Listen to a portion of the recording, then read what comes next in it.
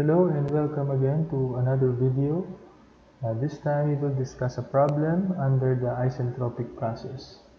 So for isentropic process, let us briefly define that. It means to say that the entropy is constant. So S is equal to constant.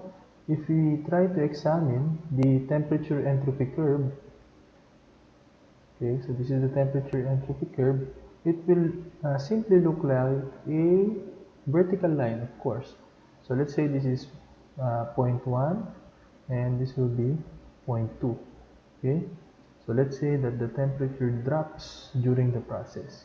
So the temperature is constant, and a simple assumption, or a simple, by definition, by definition, your heat is equal to 0 when you're dealing with isentropic process. Okay, so let's discuss this problem, and we will discuss the solution we will discuss the formulas as we go about the solution to this problem. So let's write here the given. So 1 pound of ideal gas, so that's the mass. Mass is equal to 1 pound, undergoes an isentropic process from 95.3 psig, so that is your P sub 1, but it is in gauge pressure, so you need to add 14.7 to make it absolute. So let's get our calculator, and let's add 95.3 plus 14.7. So we have 110 psi. This time it's absolute. And a volume of V sub 1, volume of 0.6 cubic feet to a final volume of 3.6. So V sub 2 is 3.6 cubic feet. If Cp, so Cp is equal to 0.124 BTU per pound Rankine, and Cv is equal to 0.093 BTU per pound Rankine. What are the final temperature, the final pressure, the change in enthalpy, and the work? Okay, so first let us solve the temperature, the final temperature, and the final pressure. So for the P pressure volume temperature relation under the isentropic process, it follows that PV raised to K is equal to C. So if PV raised to K is equal to C, then therefore P1V1 raised to K is equal to P2V2 raised to K. And P2 over P1 would be equal to V1 over V2 quantity raised to K. We are given the volume, okay, V1 and V2, and we're also given the P sub 1, the initial pressure, so therefore we can solve P sub 2 by simply P sub 2 is equal to P sub 1 times the volume ratio, V2 over V1 raised to K.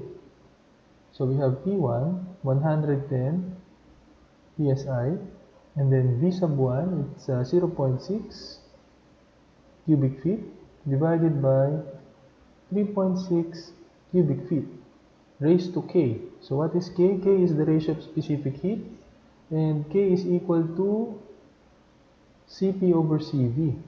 So let us first solve for that. Cp is equal to 0.124 and Cv is 0.093. I did not write the units anymore because both the Cp and Cv are they both have the same unit, BTU per pound Rankine. So we have 0.124 divided by 0.93. So the answer is 1.333. 1.33. So we can just write here 1.33, 1.33. Okay. So what is P sub 2? Again, let us get our calculator. We have 0.6 divided by 3.6, and then raised to 1.33, then multiply this by 110. So the answer is 10.15. 10.15 psia. Okay? So if ever the if ever this is the pressure here is would be in gauge pressure, so what you'll do is the opposite of this one. You simply need to subtract 14.7 in order for the pressure that was solved to become gauge pressure. Okay, so next is the temperature. So for the temperature, we need to first solve for T sub 1. Okay, so we need the temperature, the initial temperature. We are given the pressure 1 and volume 1. Therefore, we can use the equation of state or the perfect gas law, P1 V1. P1 V1 is equal to mRT1. And by this formula, T1 would be equal to P1 times V1 all over mR. So what is the initial pressure? It is equal to 110 psi. So psi is pounds per square inch. Volume 1 is 0.6 cubic feet. And then you have mass, 1 pound of mass. And then R is equal to, so we don't have the universal gas constant for this gas, but we can again solve for R first. Okay, so let's just put here R. But what will we do to solve for R? We are given Cp or Cp and Cv. Okay, and we know that C sub P is equal to Kr over K minus 1. So therefore, R would be equal to Cp times K minus 1, quantity K minus 1 over K. So Cp is equal to 0.124 times K minus 1, so that will be 0.33 divided by 1.33. So you can now compute for R. So 0.124 times 0.33, then divide by 1.33, R is equal to 0.03, 0.0308, 308. So this will be in BTU per pound Rankine. Okay, so we substitute that value here. So erase this and let's put in 0.038. But the more appropriate, because this is still in pound force now, the more appropriate would be to convert this to pound force feet, the BTU. So in order to do that, we will multiply 1 BTU is equivalent to 778 pound force feet. Okay, so R B, so we multiply this by 778 and we have 23.94 pound force feet per pound mass Rankine. So that's the value that we will use, pound force feet per pound mass Rankine, so that we will have an easier time in the cancellation of units. Okay, so this is pound force, cancel pound force, this is pound mass there. Feet here will be cancelled, so this will be square feet. So what we'll do is we need to multiply a conversion factor again so that this square inch will be converted to square foot. Okay, so 144, we know that 144 square inch is 1 square foot. Okay, so cancel square inches, cancel square foot. Okay, so the final unit here, as you can see, as you observe, is Rankine. So T sub 1 is equal to, so we have 110 times 0.6 times 144, and then divided by, so we have 1 times 23.94. Okay, so we have 396.99. So we can just say 397. 397 Rankine. So that is your T sub 1. Now, T sub 2 will be derived from the, again, PVT relation. So we have this formula already kanina. We have this. Okay, P2 over P1 is equal to V1 over V2 raised to K. So let's say this is our equation 1. And our equation 2 is would come from P1 V1 over T1 is equal to P2 V2 over T2.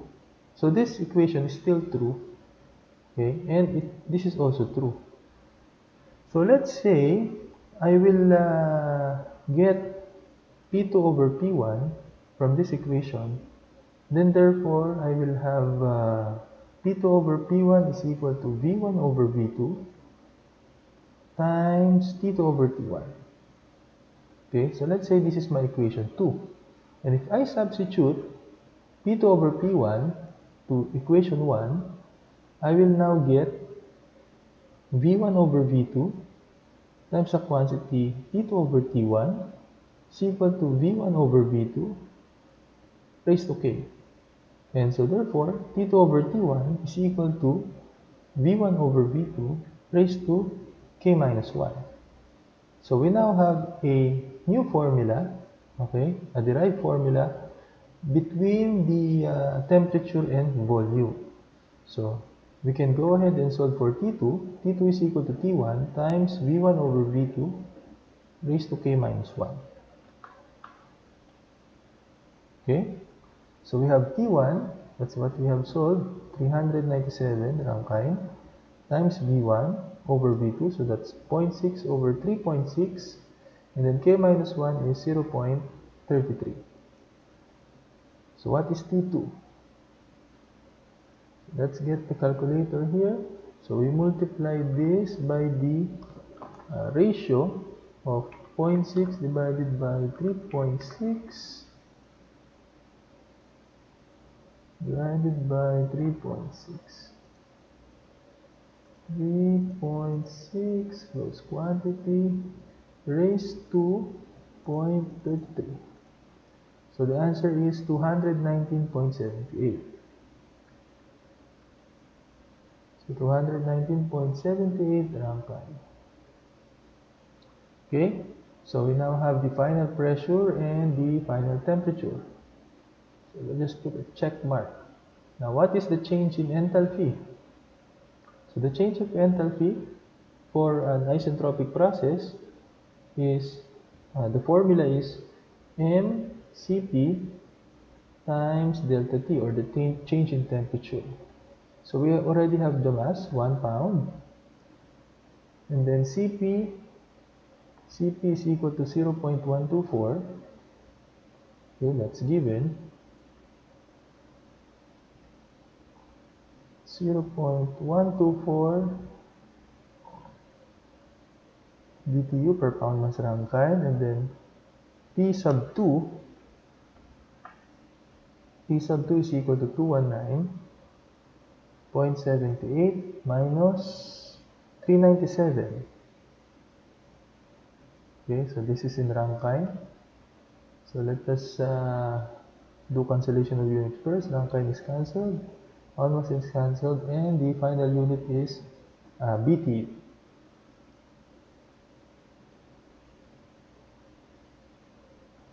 So we don't have to multiply the 1. 0.124 na tayo diretso times the difference, 219.78 minus 397. Okay, So we have negative 21.98. We can just say negative 22 BTU. Okay? And then last, for the work. So we know that work, we assume that we are to get the non-flow work is equal to the integral of P differential V with limits from 1 to 2. Okay? So, as I mentioned, PV raised to K is equal to C. So, if we use this formula, or if we use this equation, we can solve for P. P is equal to C times V raised to negative K. And if we substitute that here, P is equal to C times V raised to negative K differential V 1 to 2. So C is constant. C will be before the integral sign. And we have V raised to K differential V. So here, we can solve this integral by means of the power formula for integration. So we have C times V raised to negative K plus 1 all over negative K plus 1. Okay? So we still have to apply the limits 1 to 2. Okay? But before we apply the limits, C again is equal to, let's try to simplify. C is equal to PV raised to K. So if we multiply that by V raised to 1 minus K all over 1 minus K. Okay? So this is limits from 1 to 2. Now, what will now be the numerator? So P and then V, if we add the exponent, this is K plus 1 minus K. K will be cancelled. This will simply be V. Okay, so this is limits from 1 to 2. So therefore, the formula that we will use is P2V2 minus P1V1 over 1 minus K. And this is the formula for the non-flow work. Okay, that's the derivation. So we have all of those quantities. All we need to do is to solve P2. So P2, let us, P2 is equal to, we have solved for that. P2 is 10.15 psia. So we have 10.15 pounds per square inch. Then V2 is equal to 3.6 cubic feet minus P1. P1 is equal to 110. So we have 110 pounds per square inch, then multiplied by 0.6, okay, 0.6 cubic feet. So, and then 1 minus K is equal to negative 0.33. Okay, so we need some conversion here. Let's convert. If we will convert, we will convert square inch. We will convert the square inch in the psi to square feet. Okay, so means to say that for both terms, okay, we will multiply 144 over 1. 144 square inch is 1 square feet. Okay, so imagine you multiply this here so that this square inch will be converted. And when we do that, square inch cancels out. The final unit for both terms is pound force feet. So since we want it to be the official, since we wanted to have the official unit for energy. So for English system, it is in BTU. We will multiply 1 BTU is 778 pound force feet. Okay, pound force feet. So pound cancels out here, and the other feet, and the final unit is in BTU. Okay, so let's get our calculator again. So we have 10.15 times 3.6 minus the product of 110 times 0.6. Okay, then we multiply that by 144, and then divide by negative 0.33, and then afterwards we will divide by 778. So the answer is 16.52. 16.52 BTU. Okay, so there you have it. That's the simple problem, or that's a problem with regards to isentropic process. And I have presented the equations, the derivations of the solution, or derivation of the formulas that will be used for an isentropic process. Thank you for watching.